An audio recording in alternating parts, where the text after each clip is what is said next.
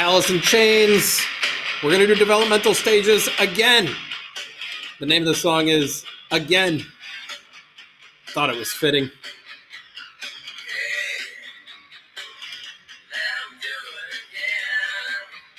Yeah.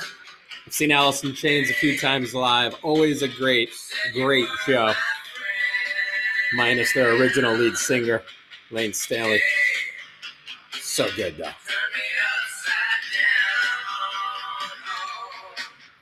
So we're on Psych 3.4 again. Again. The developmental stages of Jean Piaget. Our last video, we talked about schema, right? The way that our brain files information, starting pretty much from birth to about 2 years old. We start filing information into schema. And when we look at Jean Piaget's developmental stages, that's going to be, of course, the first stage. Age 0 to 2 years old. This is the sensorimotor stage, according to Jean Piaget. Sensorimotor stage. And the development that takes place from ages 0 to 2, the development's going to be pretty straightforward, right? It involves bringing information into the brain via the senses and filing that information into schema, right? Which I have over and over and over again used the idea of filing cabinets with lots of different folders in them. And you're going to have folders with similar, right? The first thing that the brain's going to do is find folders with similarities and sort of compare, like drop information into those folders.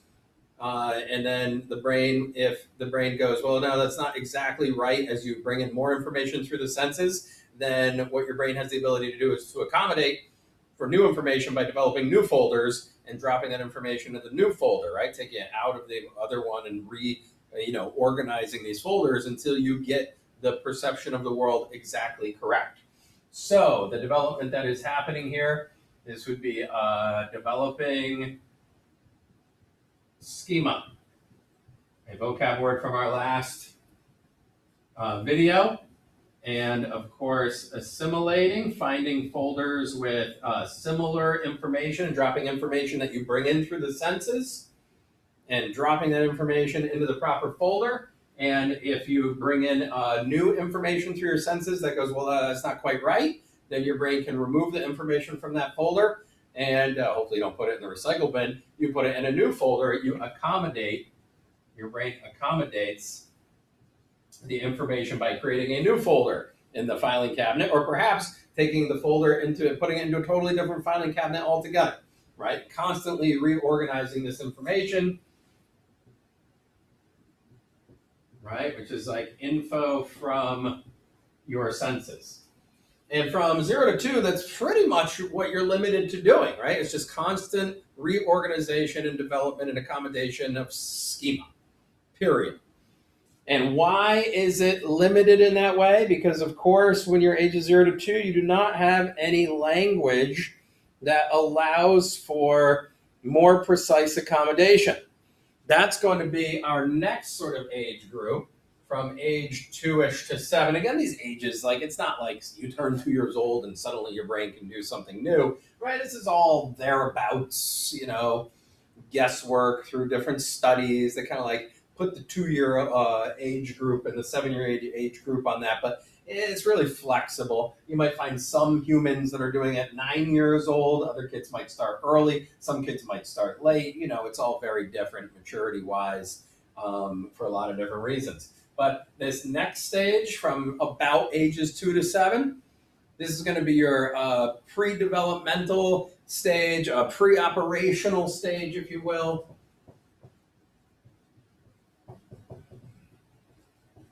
So this is the pre-operational stage. That's before you begin to operate at an upper level. And some of the pre-operational stuff, you develop a language. And the development of language is going to be very, very important. Developing those language skills really from the time, you're working on it through here. But by the time you get to this age group, you've really developed the language. And what this language allows you to do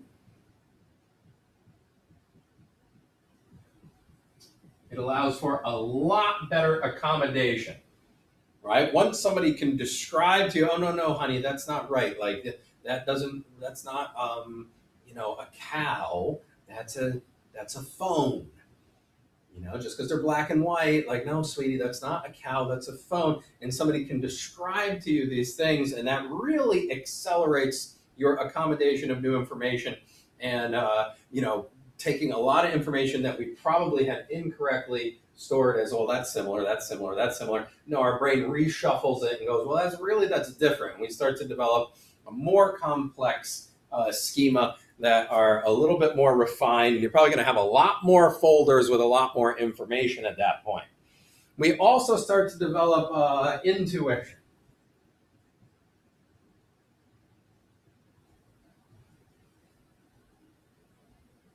We'll just leave it at that, right? We start to develop some intuition. And we probably are a little bit more intuitive than we are logical. But there's some stuff that we are very intuitive about, right? And we've talked about our senses before. We've talked about our reflexes. A lot of reflex stuff is very intuitive.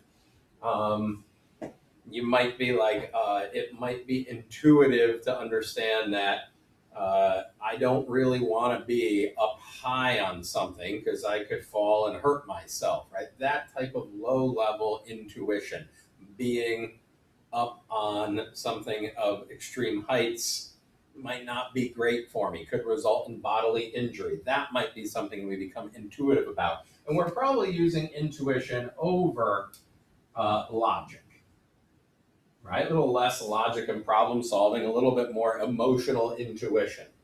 That's preoperational. Okay. We probably lack the ability during the preoperational stage. Also, we lack the ability to transform objects.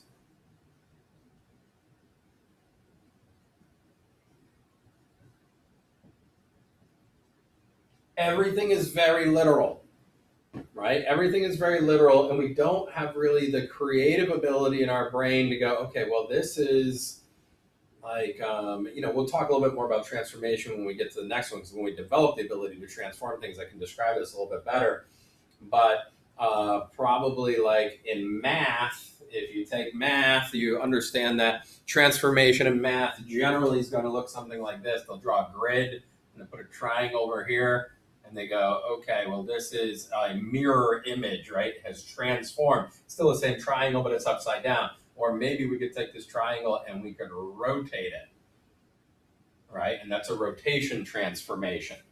And I think I might have been blocking that, right? So we have a mirror image, we have a rotation. You could do the sort of flip image, which with a triangle, it's going to look identical.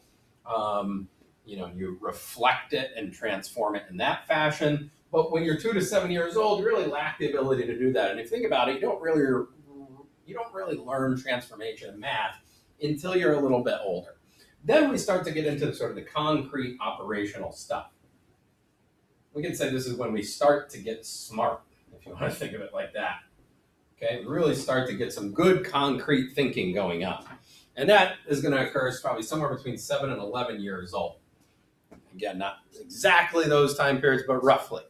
And the concrete operational stuff, this is where we really start to get intellectual. We start to apply logic and reason.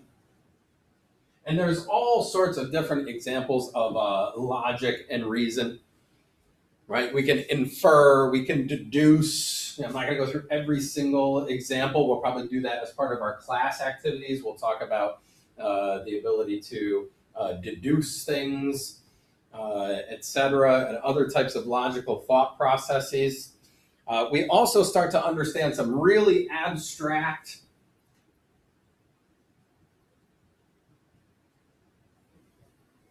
concepts.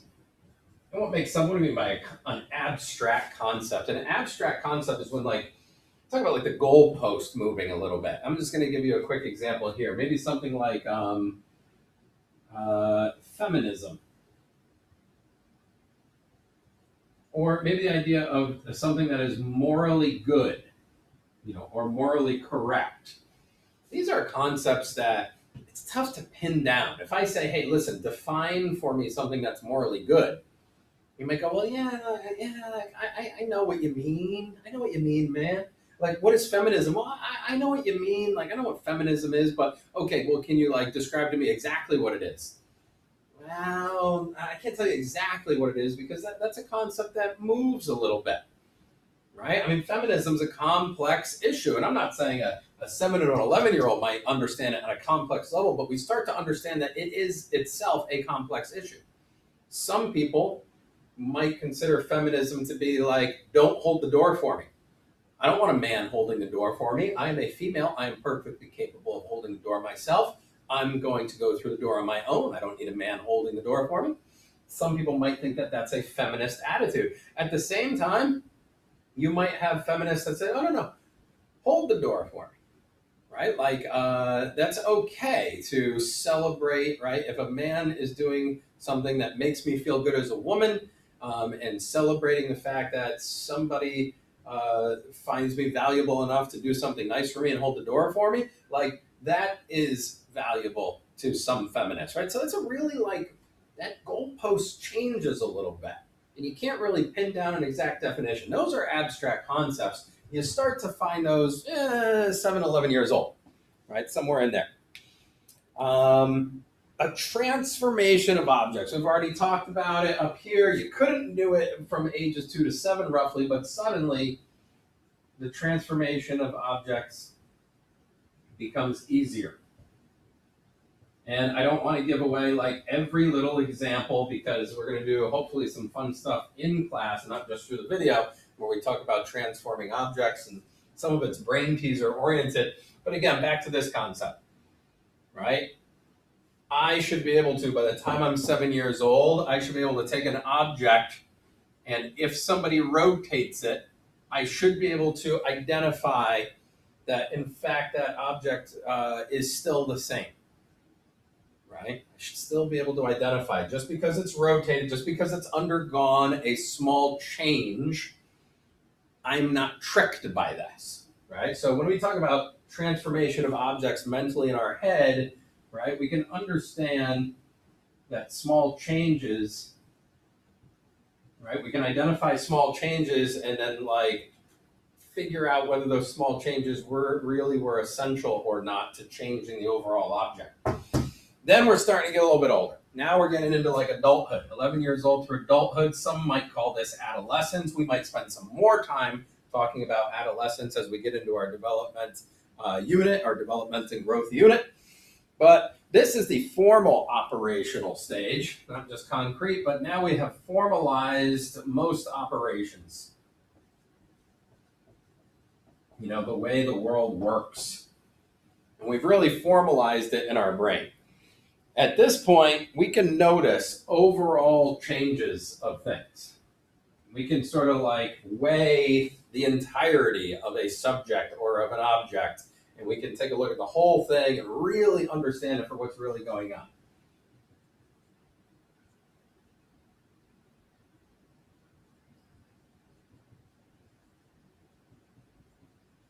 Right? The impact and the totality of the changes that have been performed.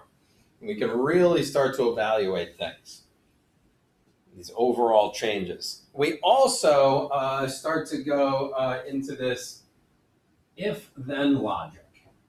Start to really develop our power of deduction, not just in a I'm going to think logically kind of way, but if this, then this.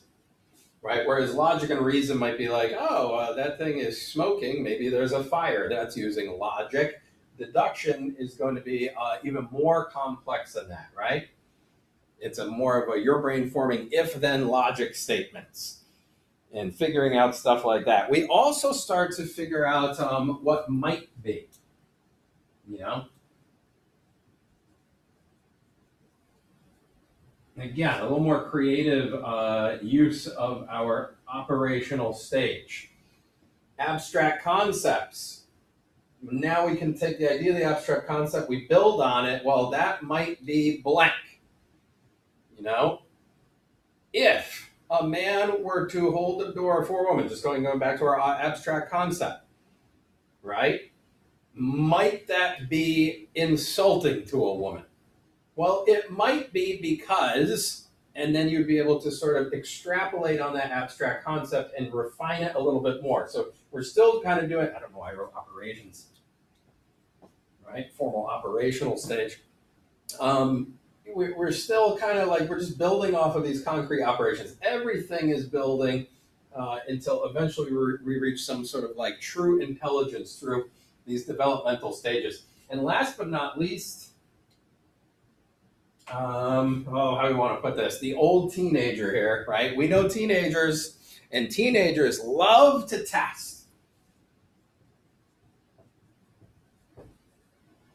Right? We might be able to, as a teenager, go, all right, let's push the envelope on some ideas. Okay, let's test. They've always said that, like, mom and dad always said smoking's bad, but let's test that. Let's find out for ourselves. So there's a testing aspect of this formal operational stage where we take everything that we've learned and we kind of want to experience it on our own.